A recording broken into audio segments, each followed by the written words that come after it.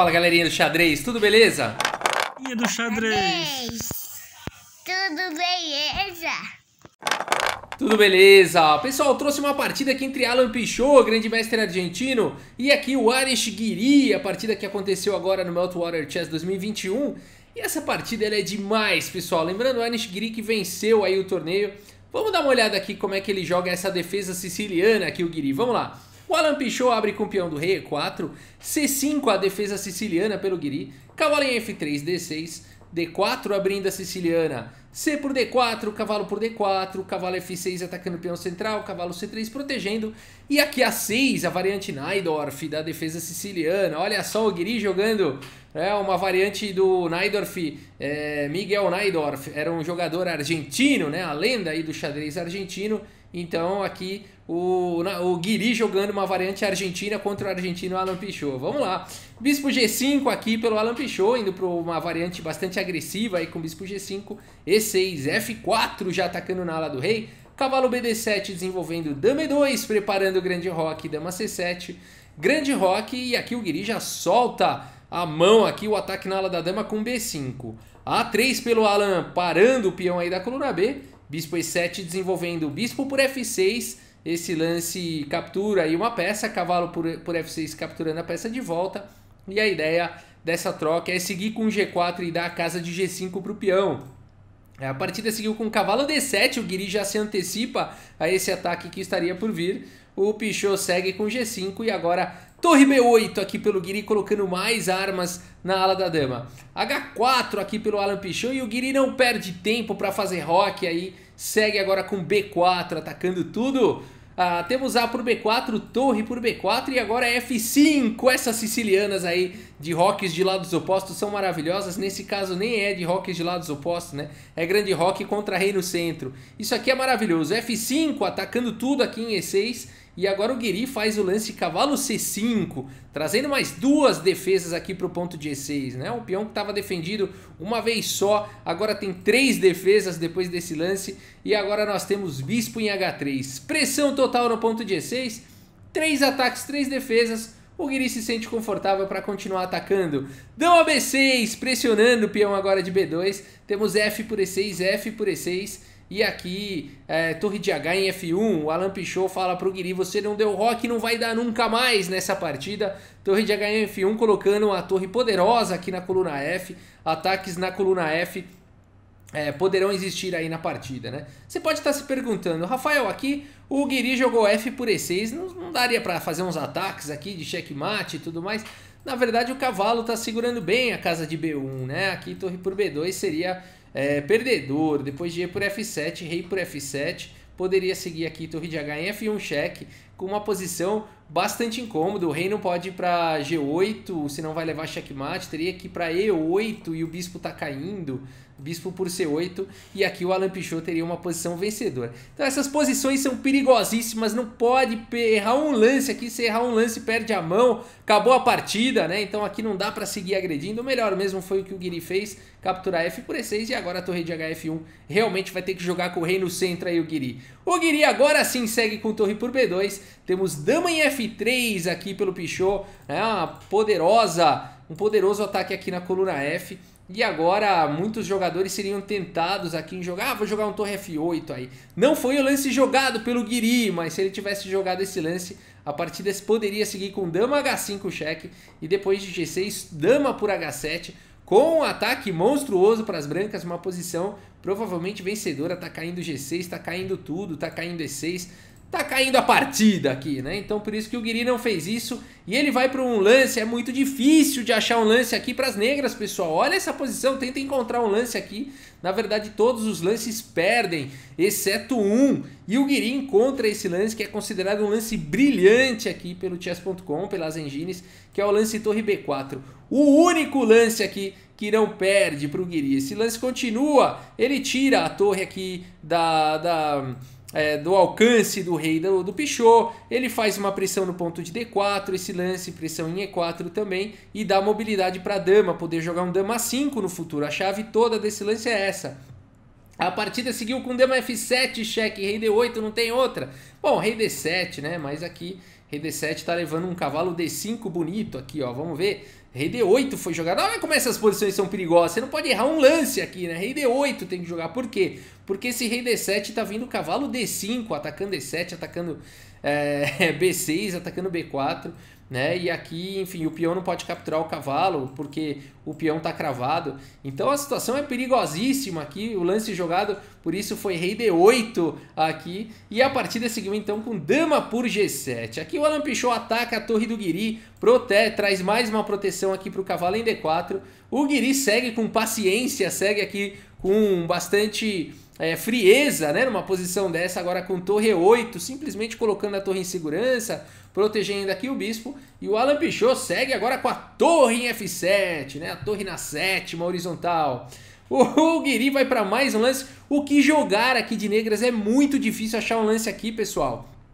Tem que ter muita frieza, muito cálculo também, porque aqui a gente pode ser tentado a capturar aqui o peão de E4. Ah, já sei, vou sacrificar o cavalo aqui para desviar o defensor de B1. Não foi o lance jogado, mas poderia ser um lance pensado aqui, considerado por muita gente. Ou até mesmo torre C4 seria uma outra possibilidade, né? Vamos dar uma olhada nessas duas. Se jogasse cavalo por E4 e torre B1, notem que as negras não têm algum ataque, uma continuação de ataque. Depois de rei D2, talvez E5 aqui pudesse ser considerado, mas aí cavalo E6, cheque, bispo por E6, torre por B1, trocando as torres, dama por B1, bispo por E6. Aqui as brancas teriam uma peça a mais, dá para recuperar essa peça, vamos lá. Dama B4, cheque, atacando o cavalo, e depois de cavalo C3, dama D4, cheque, rei E2, dama por C3, recupera a peça, mas depois de dama por H7, o Pichot teria defendido aqui em C2, teria dois peões passados e conectados, dama e torre na sétima horizontal, um bispo restringindo o rei do Guiri. Não seria fácil jogar isso daqui de negras, vantagem para as brancas, apesar do rei exposto aqui do Alan Pichot. Mas seria uma continuação onde as brancas teriam mais chances de vitória do que as negras. Então é difícil de achar um lance aqui, é muito difícil de achar um lance depois dessa subida da torre na sétima. Outro lance que a gente seria tentado a fazer, não foi jogado, seria o lance torre C4. Parece um lance bastante interessante, atacando agora o cavalo, abrindo aqui espaço para a dama, mas aqui o Pichot poderia seguir com torre por E7, e depois de torre por E7, dama F8, cheque, e depois de torre 8 teria cavalo C6, olha aqui pancada, e depois de dama por C6, torre por D6, cheque, aqui a torre protegida pela dama, e aqui depois de cavalo D7, por exemplo, bloqueando, né? Aqui se a torre captura a dama, o cavalo captura a dama também, teria primeiro dama F6, cheque, o cavalo não pode capturar a dama, que loucura, né? E depois de torre 7, aí sim, dama em F8, na verdade não, torre por C6 também já garante uma vantagem para as brancas. Torre por C6, cavalo por F6, torre por C4 e o cavalo em F6 está atacado. Depois de cavalo D7 a gente teria uma posição onde todo mundo teria uma torre, um cavalo e um bispo, mas as brancas teriam maior facilidade de jogar por conta do peão a mais e essa maioria que pode se converter em peão passado. Então a posição é perigosa demais aqui depois de torre F7, praticamente todos os lances deixam o Guiri ruins, exceto um, e o Guiri encontra mais um lance brilhante, o segundo lance brilhante do Guiri na mesma partida, bispo D7. Que frieza fazer o lance bispo D7, segurando aqui a casa de C6 e tudo mais, e preparando para atacar, esperando passar a tempestade para continuar, para começar o seu ataque. A partida seguiu com torre por E7, o Alan Pichot tá agressivo aqui, vai para cima, o Guiri captura a torre por E7, temos dama em F6 e agora dama em A5, o Guiri pouco a pouco, com muita paciência, vai continuando o seu ataque, temos dama em F8, cheque. E aqui o Guiri poderia jogar um torre E8, mas agora ele entrega a torre com o lance rei C7. O Alan Pichot aceita essa torre, dama por E7. O Guiri fala, tudo bem, vamos contar peça? Uma torre, uma torre. Duas peças menores, você tem três peças menores. Você tem uma peça menor, né, Pichot? É verdade, mas agora é minha vez de atacar. Dama em A3, cheque, agora o rei aqui tá atacado e não tem outra casa, rei D2 única, agora tá caindo o cavalo de D4, torre por D4, cheque, rei E2, o rei em fuga, agora tá caindo o cavalo de C3, dama por C3, temos torre por D4, trocando as torres, dama por D4 e o Guiri fala, pronto, agora foi a minha vez de atacar, e eu que tinha uma peça a menos, já tenho uma peça a mais. O Alan Pichot faz dama por H7, como quem diz, eu sei o que eu tô fazendo, mas depois de simplesmente cavalo por E4 aqui pelo Guiri, o Alan Pichot abandona aqui a partida. Aqui, pessoal, Vamos dar uma olhadinha na posição, né? O Alan Pichon faz as contas aqui e decide que é hora de abandonar. Rafael, mas aqui a gente sabe, 2 peões passados e conectados são fortes, podem avançar, podem virar mais 2 damas. A gente tem aqui um rei que... o rei aqui do Guiri também não tá tão protegido assim, né? Dá pra continuar jogando, abandonou aí por quê? Abandonou porque não dá mais, pessoal. Vamos dar uma olhada aqui nas possíveis jogadas, né? O rei do Pichot tá exposto demais. Dama e cavalo vindo pra cima desse rei. Vai ter checkmate ou vai ter perda de peça severa? Por exemplo, o que a gente pode pensar? Vou jogar um dama F7 aqui e segurar a casa de F2. Tudo bem, aqui poderia seguir com dama D2 cheque. Rei F1, né? Aqui não dá pra jogar rei F3, senão dama F2 captura a dama na sequência, então teria que jogar um rei F1, mas aí dama D1 cheque, rei G2, dama E2 cheque, rei G1, dama E3 cheque, opa, dá esse bispo aí, não dou, rei G2 dá sim, dama G3 cheque, rei F1, dama por H3 cheque, rei E2, dama por H4, aqui o Guiri com 2 peças a mais, não precisa nem continuar essa análise, né? E o rei exposto aqui além de tudo. Outra possibilidade aqui depois de cavalo por E4, então eu já sei, vou jogar G6 aqui, vou correr logo com esse peão passado. Aqui poderia seguir dama F2 cheque, rei D3, dama F3 cheque, rei D4, E5 cheque, tá com problema esse rei, né? Rei C4, dama C3 cheque, rei D5 e aqui o esmagamento final, né? Dama D4 cheque mate. Então, pessoal, por isso que depois de cavalo por E4 aqui o Alan Pichot abandonou. Que partida do Guiri! Vamos dar uma olhada no relatório do chess.com, vamos lá. 99,7% de precisão com 2 lances brilhantes. Eu nunca vi isso na minha vida. Primeira vez que eu vejo tamanha precisão. 99,7% a gente já viu as partidas do Felipe Neto. Mas 2 lances brilhantes não tinha. 99,7% de precisão aqui pro Guiri sem uso de engine. Com direito a 2 lances brilhantes. Sensacional essa partida.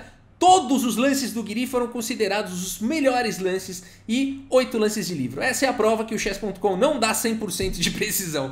Não basta ter 21 lances, melhores lances e 2 lances brilhantes, o chess.com não vai te dar 100% de precisão. Isso daí, pessoal, dá para explicar, né? Os entendedores aí de engine, de computação e tudo mais. Eles têm uma explicação técnica para isso, não é bug do chess.com, muito pelo contrário, o chess.com tem ferramentas muito parrudas, muito boas aí de análise e tudo mais. O problema não é um problema isso, é um fato e isso quem entende de computador já tentou me explicar, eu não consegui entender, mas tem uma explicação técnica aí, não se chega em 100% de precisão nunca. Mas mais do que isso também é impossível, né? Que é isso? Que partida maravilhosa, o Guiri não cometeu nada, nenhum deslize, nenhuma imprecisão, nenhum erro, nem nada. Vamos ver onde é que o Alan Pichot perdeu a mão. A gente vê que realmente houve um momento aqui que o Alan Pichot ficou ruim e não se salvou nunca mais. Vamos lá no tabuleiro entender esse momento. Por incrível que pareça, o Guiri com toda a paciência do mundo faz o lance torre 8. Por incrível que pareça, o problema foi torre F7. Ah, mas eu tô cansado de ler nos livros a torre na sétima e tudo mais. Tudo bem, mas parece até realmente muito forte. Aqui o Guiri foi fazendo lance brilhante atrás do outro, né? Aqui, de fato, os computadores apontam que torre F3 poderia sobreviver mais e ainda continuar lutando, né? É importante proteger, deixar aqui bem protegidos os cavalos aqui de C3 e D4, torre F3 seria mais preciso.